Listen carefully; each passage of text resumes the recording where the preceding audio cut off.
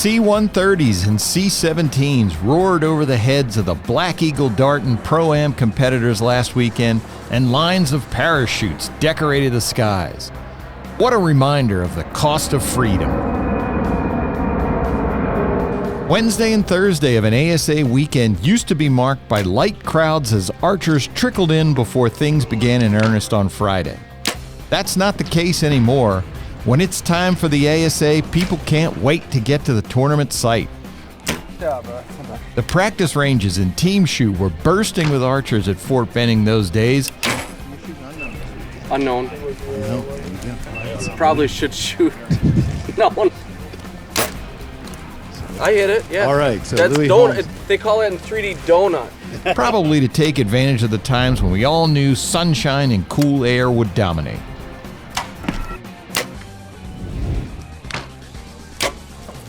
We tried.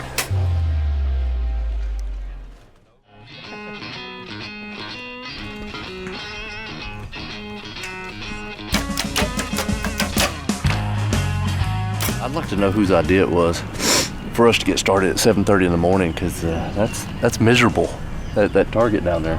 B-range! Shoot him up! Quit yelling at us, we're in public. Saturday morning dawned under threatening skies, and the pros barely finished their second rounds before the lightning came, followed by torrential rains. The storm delayed the amateur rounds a bit, but it soon blew out and the tournament resumed, albeit on now muddy and waterlogged ranges.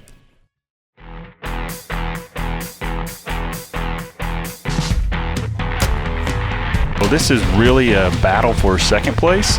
Anything can happen, but that leader out there, she's good. She's good. Paige Pierce kicked off the podium stampede by cruising to her second win of the season in women's known pro. While she won the title on the finals field, Paige earned her victory during the qualification rounds, where she shot a stellar score of 50 up for the weekend, which would have qualified her second in the men's division, since both classes shot the exact same courses. Paige says she's still learning the ASA game, but her scores are those of a seasoned veteran. I mean, everybody always plans for this, right? And I'm like, okay, I want to work hard before I get here to make this easier. It feels awesome. I mean, obviously my whole goal was go out there, shoot a good round, get qualifying to get here. Out there, it was just let's aim hard at 12s, let's see what happens. But I'm not used to shooting 23s, and I'm not used to shooting big veins, so the drift was real. So, no, that was cool. The girls shot awesome. It was back and forth. It was really neat. He's pushing it down. Oh, that did not take long, boy, when that one got there. Not one to be outdone, Randy Morocco took his second win of the season right after Paige in the senior known pro final. Randy followed up 2 solid days on the qualifying ranges with an equally solid performance in the shoot-down to run his streak of ASA wins to 5 in a row starting last season. It's amazing. It's beyond belief, but at the same time, you work really, really hard. You keep on fighting. This weekend was very, very difficult. It was a long course. It was a tough course. There were times where I thought I was going to be out of it, but you just have to keep on fighting. You have to keep on shooting. You have to keep on believing that you're going to catch up, and eventually I did today. And I made the best of this course here, shot a few 12s, and even with the wind, and it just felt really, really great. So, and it's just blessed to have 3 wins in a row here, and indoor nationals and Foley, and what can I say? It's just it's marvelous. It's wonderful. Cara Kelly, she just came in here, executed a plan, and she has a commanding lead. The other lady's going to have some work to do if they want to chip away at that. In women's pro, Cara Kelly started the tournament in the lead, and she never gave it up all weekend long. By the time the 6th and final arrow came in the shoot-down, Cara could have missed, and she still would have won.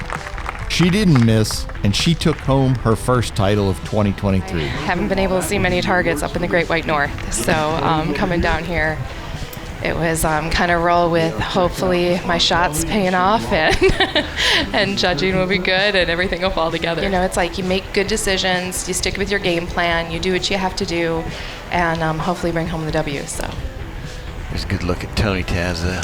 Tony, signature 2-finger release. Been shooting that forever. Tony Tazza had a special look in his eye all weekend at Fort Benning. He had a long streak of second and third place finishes dogging him, and you could tell he was hungry for a win. At Benning, he led after day 1. He led after day 2. He didn't even need to shoot a 6th arrow in the shootdown to take his first ASA win since Paris, Texas in 2019. He had to double check the score. I promise you, Tony, you can miss and you will win. But when Mike Tyrell offered up a free turkey target if Tazza shot it in the head, well, Tony wasn't about to let that bargain pass. He skewered the Strutter's melon. Man, I'll tell you what, guys. I mean, the last couple of years, I've got a lot of runner-ups here. Yes. A lot of second places. Got second place at the last one. Whew, I just want to thank God for this. I mean, I've been working my butt off for this, and finally came together for me. There's the Wolverine for Chance. Got the 12. I can't see his cone. He called up her. Chance Bobuff's ASA win drought dated back to 2018 when he won the known pro title at London. While he mostly shot known pro the past several years, occasionally skipping over to open pro every so often, Chance started out in ASA as an open pro competitor. His last win there was back in 2015 in Metropolis. With a new Darton jersey on his back and a new Darton bow in his hand, Chance showed through the Benning finals the confidence and rock-solid form that earned him a reputation as one of archery's most dangerous competitors. He ended the ASA victory drought and put the world on notice. He's back at the top of his game. I've been working hard all year, putting in a lot of time, a lot of arrows, and just seemed like one weekend to the next it would always be something. But I love to see the sport grow and tickled to be out here still competing with the best in the world. Everything came together this weekend. I couldn't be happier.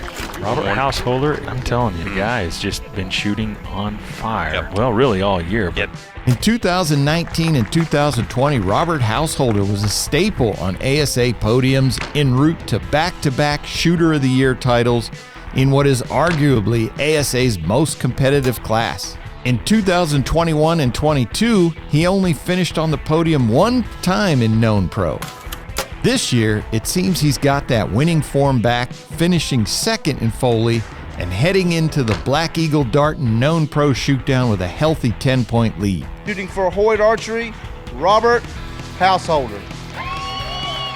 With his family in the stands, Householder made no mistakes in the final and took his place back on top of the podium. It feels really good, man. It's been a while since I've won. It's been about a year and a half, maybe 2 years at ASA. Last year it was just first man out like 3 or 4 times, and it just feels good to be in a shoot down again. Foley went well, and I'm happy to pull this one out also. Damn show off. You said shoot a 12 on the last one. Well, hell, I was talking about me. Oh, I'm sorry. Sunday was another cool and sunny morning at Uchi Creek. Handfuls of archers were scattered across the ranges to finish their rounds at the Black Eagle Darton Pro-Am. Some found success. I've got a 5, a 8, a 10, a 12, I think, and a miss. If I miss, I'll get the cycle. Many found things in their game that need work before we're back together again in less than a month at the Easton Hoyt Pro-Am at Camp Minden, Louisiana. See you all there.